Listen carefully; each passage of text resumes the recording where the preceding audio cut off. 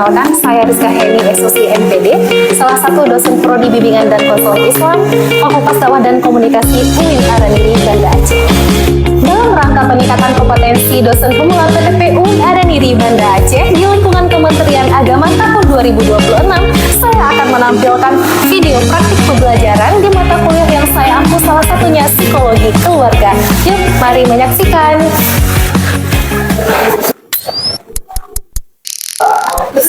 Assalamualaikum. Oke, baik. Bismillahirrahmanirrahim. Apa kabar hari ini semuanya?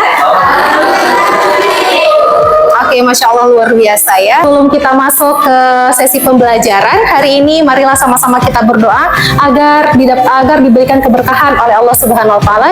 Berdoa dimulai.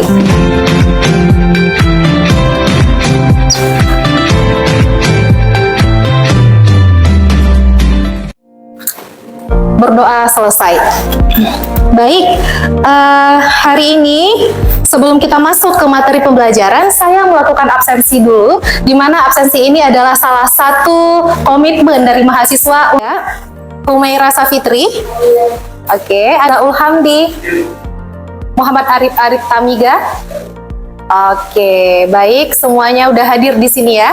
Baik, dan ada semuanya. Setelah kita melakukan presensi tadi, di sini sebelum kita masuk ke CPMK 2 ya, tujuan dari pembelajaran kita hari ini yaitu yang pertama menganalisa fenomena yang terjadi terkait tentang masalah psikologis dan dinamika keluarga.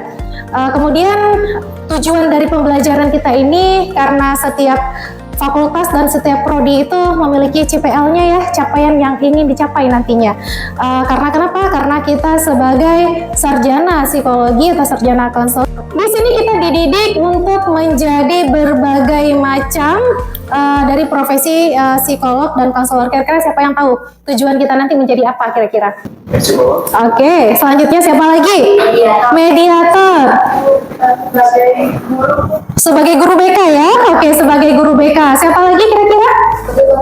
Sebagai konselor. Jadi harus memahami semua pengetahuan terkait tentang masalah-masalah psikologis, baik itu individual ataupun keluarga.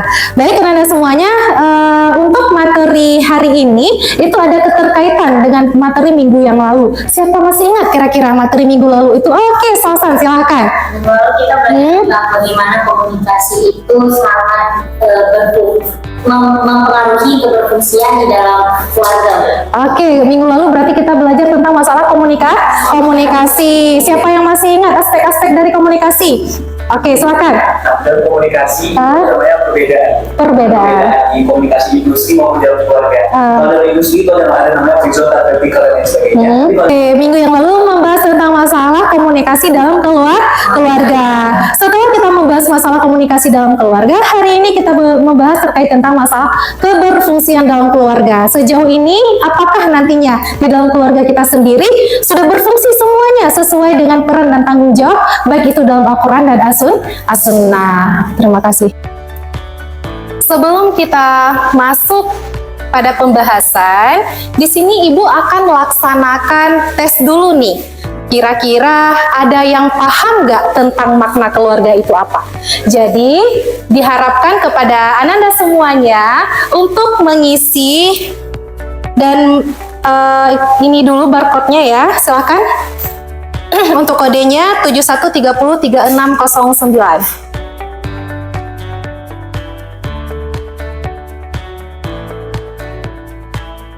Bisa terkoneksi? Mari sama-sama kita melihat skornya. Oke, Masya Allah, ternyata sangat banyak ya kata-kata yang kalau kita lihat katanya menyentuh di hati kita ya. Siapa yang mau sebutkan salah satunya makna dari keluarga itu?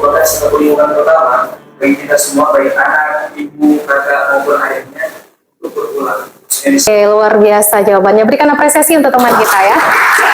Tempat dari segala hal. Benar, rumah itu adalah tempat saya bebas berekspresi, tempat saya bebas melakukan semuanya. Oke, berikan apresiasi sekali lagi ya. Terima kasih Nada semuanya. Nah, sebelum kita memasuki materi pokoknya, adapun tujuan dari pembelajaran terkait tentang masalah keberfungsian keluarga sesuai dengan CPMK 2, di mana kita di sini menganalisis fenomena dan permasalahan psikologis yang terjadi dalam dinamika keluarga secara logis dan sistematis. Kenapa? Karena calon psikolog dan calon konselor itu adalah sebagai apa aja? Sebagai konsultan keluarga, apalagi kira-kira? Fasilitator, kemudian mediator, kemudian ada juga sebagai guru BK. Nah, tujuan dari pembelajaran ini untuk kita bisa mengkaji lebih mendalam tentang fenomena-fenomena yang terjadi di lapangan terkait tentang masalah keluarga. Nah, teman-teman tadi sudah menjelaskan bahwasanya keluarga itu adalah tempat pulangnya. Oke, di sini kita melihat dari penjelasan Fahrudin tahun 2005 menjelaskan bahwasanya keluarga memainkan peranan penting dalam membangunkan kesejahteraan, pengasuhan dan pendidikan dasar kepada anggota keluarganya. Kemudian di dalam Al-Quran kita kaitkan ya, karena kenapa? Karena basis dasarnya keluarga itu adalah Al-Quran dan Sunnah. Dalam Al-Quran, keberfungsian keluarga berpusat pada penciptaan konsep sakinah, mawaddah, warahmah. Ada yang tahu sakinah itu apa? Oke, Nadia silakan.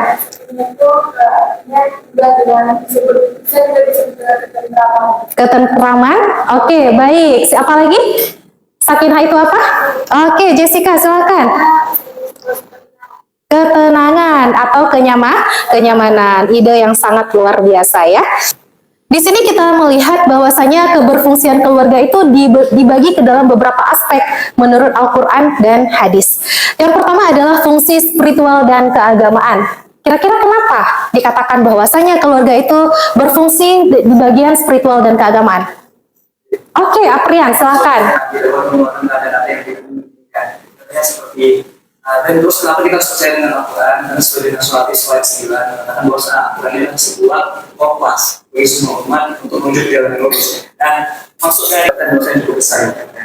Oke, terima kasih. Ide yang sangat luar biasa ya. Ternyata fungsi spiritual dan keagamaan bahwasanya keluarga itu adalah fondasi pertama tempat anak memahami tauhid. Ya, nah di sini keluarga juga sebagai fungsi kasih sayang dan psikososial emosional. Kita ketahui secara bersama-sama bahwasanya keluarga berfungsi untuk menyalurkan kasih sayangnya kepada anak-anaknya gitu. Tidak hanya kebutuhan fisik, tapi kebutuhan kasih sayang. Selanjutnya fungsi proteksi atau perlindungan disebut bahwasanya yang melindungi itu adalah siapa? Orang tua, terutama siapa?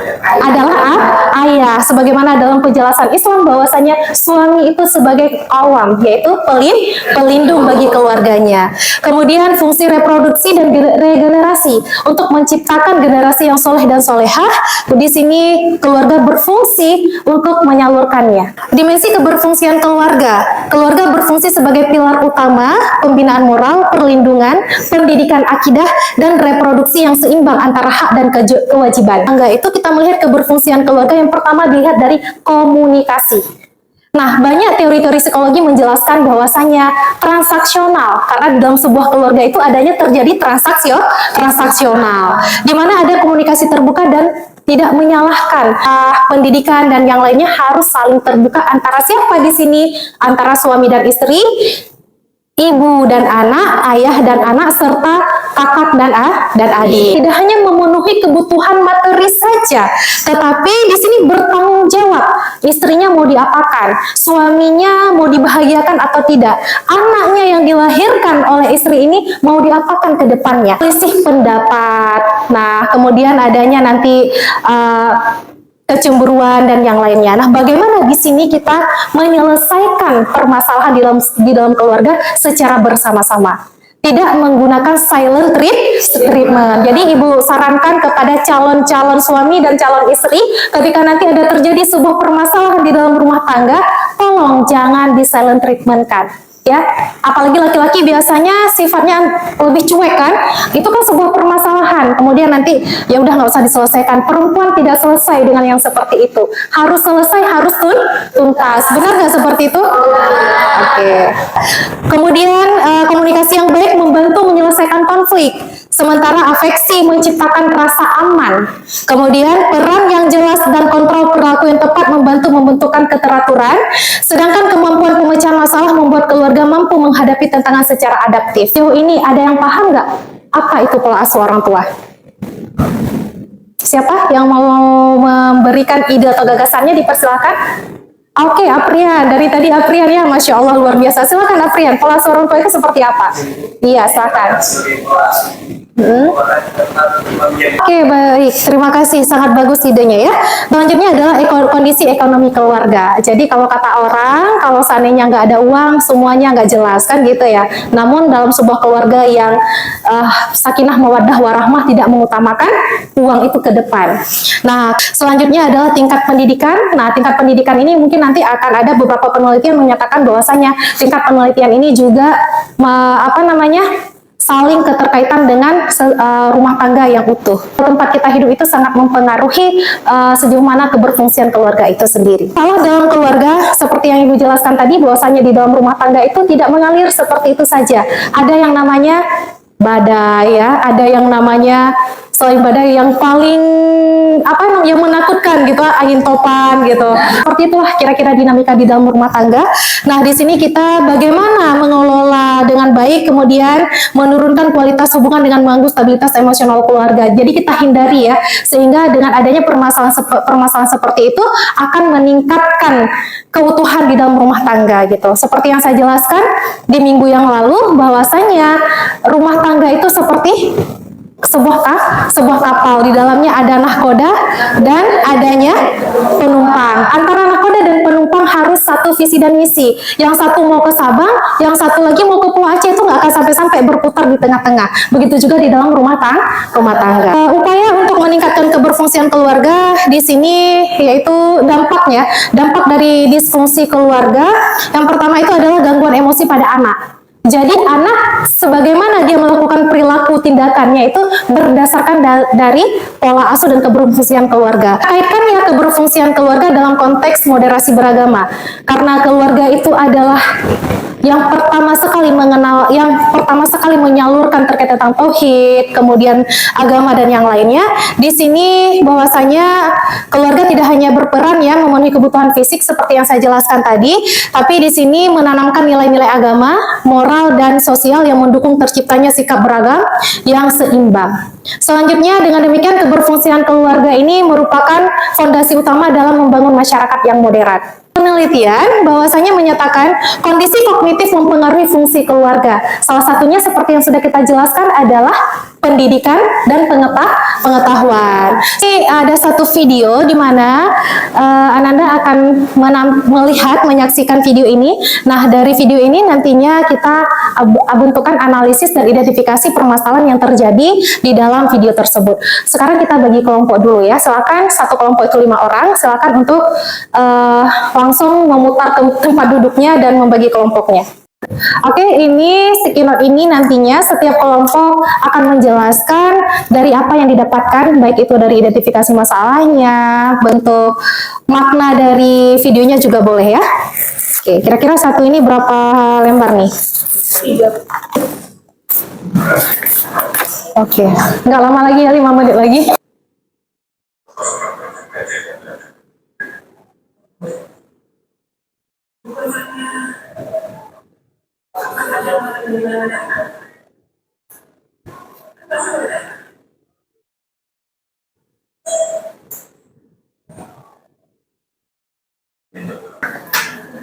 Oke, dari tampilan video tadi dipersilakan untuk menulis kira-kira makna dari video itu apa. Dan setiap satu tim dari kelompok, nanti satu anggota dari kelompok untuk menjelaskannya terkait tentang apa yang sudah dilihat tadi.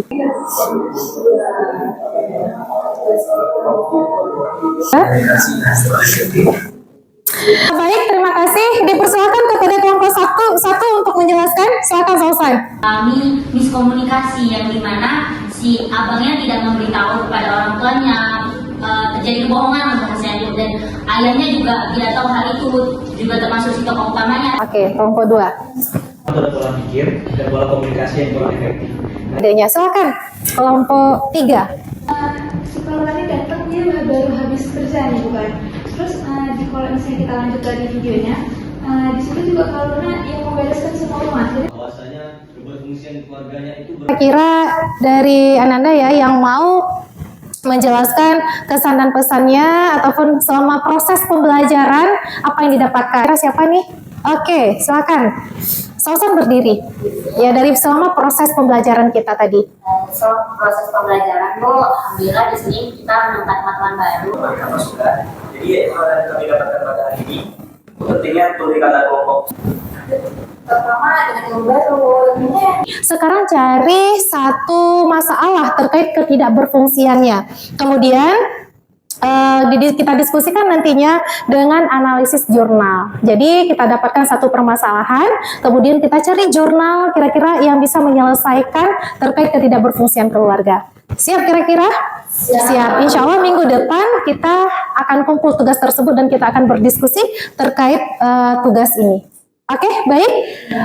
Baik Anda semuanya, untuk hari ini saya rasa sudah cukup ya, mengingat waktu juga dan teman-teman ada masuk di kelas lain juga ya. Semoga bermanfaat untuk hari ini. Terima kasih atas kerjasamanya. Mohon maaf atas segala kekurangan. Saya akhiri, wabillahi taufiq wal hidayah. Assalamualaikum warahmatullahi wabarakatuh. Berikan apresiasi untuk kita semuanya.